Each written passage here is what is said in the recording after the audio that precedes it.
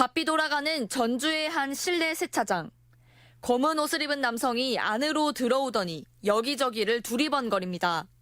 이내 입구가 허전해 보이는데 LED 전광판을 설치하면 손님 눈에 잘 띄어 장사가 잘 될 거라며 끊임없이 말을 걸고 샘플도 보여줍니다. 관심을 보이자 계약서 작성도 없이 전광판 설치부터 시작됐습니다. 저희한테만 주는 특혜라고 해서 한정으로 이렇게 나온 간판이 있는데 한번 들어보시기는 이렇게 명함을 주시더라고요. 진짜 정신없게 거기에 대해서만. 관리비와 설치비는 모두 무료인데다 3년간 매월 6만 5천 원만 내면 된다는 말에 넘어갔습니다. 원래 가격이 개당 400만 원인데 절반에 가까운 가격에 혜택을 주겠다는 말에 솔깃한 겁니다. 그런데 설치가 끝나자마자 황당한 얘기가 들려왔다고 업주는 토로합니다. 3년을 임대로 써야 하고 매월 납부금은 캐피털을 끼고 대출로 갚아야 했기 때문입니다. 좀 당황스러웠죠. 이것도 이렇게 차라리 렌탈이라고 처음부터 이렇게 밝히고 우리가 렌탈 가격이 비싸기 때문에 렌탈이다라고 했으면 차라리 저기 구멍을 낼 필요도 없었고. 하지만 2m에 달하는 LED 전광판과 절반 크기의 돌출형 전광판, 총 2개가 가게 외벽에 이미 설치된 뒤였습니다.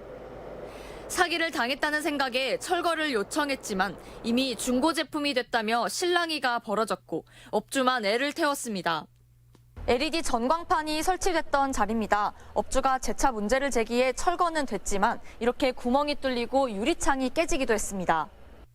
해당 전광판 업체는 캐피털과 현금, 카드 결제가 모두 가능하다고 처음에 설명을 했고 철거를 바로 했기 때문에 문제가 없다는 해명을 내놨습니다. 하지만 소상공인연합회는 이런 종류의 전광판 관련 분쟁이 적지 않다며 주의를 촉구하고 나섰습니다. 페이백을 해주겠다는 말에 LED 전광판을 설치했다가 업체가 잠적하는 등 피해가 한두 건이 아니라는 겁니다. 무료 홍보와 캐시백 등을 언급하며 할부금을 편취하는 사례가 발생하고 있습니다. 특히 LED 전광판의 경우 신고나 허가가 필수인 만큼 규정이나 해당 업체가 공식력 있는 업체인지 등을. 연합회는 경기 침체로 홍보가 절실해진 소상공인들이 현혹돼 분쟁에 빠지지 않도록 자영업자들의 주의와 소비자 피해 대책을 촉구했습니다. MBC 뉴스 이주연입니다. 보험 설계사 박모 씨가 모는 대형 SUV 차량입니다. 차값이 5천만 원에 달하지만 월 3만 원가량의 렌트비만 내고 빌리는 파격적인 조건으로 재작년 계약했습니다. 보증금 1천만 원가량을 내고 5년 뒤 반납할 때 돌려받는 조건이었습니다. 이렇게 좋은 사업이 있는데 왜 몰랐을까 그래서 검색도 해보고. 이런 계약이 가능하다며 회원들을 모은 단체는 지역 경제를 활성화시키겠다는 한 협동조합. 정부의 소상공인 정책 자금을 지원받고 있다며 가입하면 렌트비의 96%를 내주겠다고 홍보했습니다. 소상공인들이 지금 정책 자금에 대해서 전혀 알지 못하는 부분들이 많습니다. 이런 것들을 이제 설계, 안내해주는 역할을 하자. 사기가 의심되기도 했지만 실제로 주변에 조합 가입자가 늘어나자 박 씨도 보증금 3천만 원을 내고 자신과 부인의 SUV 차량 2대를 빌렸습니다. 하지만 5달 뒤 조합 측은 자금 사정이 악화됐다며 갑자기 렌트비 지원을 중단했습니다. 보증금이라도 돌려받으려고 조합 사무실을 찾아갔지만 대표는 잠적한 상태였습니다. 졸지에 보증금을 날리고 렌트비도 떠안게 됐는데 이제 와서 임대 계약을 해지하려면 수천만 원의 위약금을 줘야 합니다. 우리는 겨자 먹기식으로 어쩔 수 없으니까 하고 있는 거죠. 전액 다 본인 부담이 되어버리는 상태라 지금 다들 힘들어하는 상황이고. 같은 협동조합 회원인 보험업자 이모 씨도 같은 식으로 보증금 1천만 원을 내고 SUV 차량을 빌렸다가 똑같은 신세가 됐습니다. 정부 정책으로 해서 그런 돈이 굉장히 많이 있다고 들었었는데 제가 어설프게 한 거죠. 피해자들의 고소를 접수하고 수사에 착수한 경찰은 지난달 도주 중이던 협동조합 대표 김모 씨를 붙잡아 구속했습니다. 경찰이 확인한 피해 규모는 1억 2천만 원. 하지만 구속된 김 씨가 경찰 조사에서 렌터카 500대를 목표로 했다고 밝힌 데다 전국에서 신고가 잇따르고 있어 피해 규모는 훨씬 커질 것으로 보입니다. MBC 뉴스 유경입니다.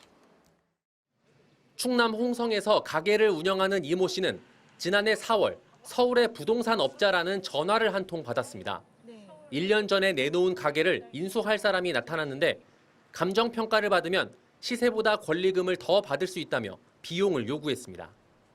98만 원 입금했고요. 요거 아까 제가 약속드린 대로 5천으로 평가해드릴 거고요. 그런데 두 차례에 걸쳐 300만 원을 넘긴 뒤 연락이 끊어졌습니다. 1년 넘게 내놓고 싶어서 계속 를 이용을 했으니까 마지막 돈 보낼 때까지는 한 번도 의심을 안 해봤어요. 경찰에 붙잡힌 두 개 범죄 조직은 지난해 4월부터 1년 동안 생활정보지 등에 점포를 내놓은 소상공인들에게 사기 행각을 벌였습니다. 공인중개사나 감정평가원 직원을 사칭해 권리금을 올려주겠다며 감정평가 비용이나 보증보험료 등의 명목으로 돈을 받아냈습니다. 지금까지 확인된 피해자만 전국에서 72명, 피해 금액은 4억 원에 달합니다. 정상적인 공인중개사는 감정평가를 요구하지 않습니다. 이를 요구할 때는 각별한 주의가 필요합니다. 경찰은 두 개 범죄 조직의 총책 등 4명을 구속하고 범행에 가담한 66명을 불구속 입건해 검찰에 송치했습니다. MBC 뉴스 이승섭입니다.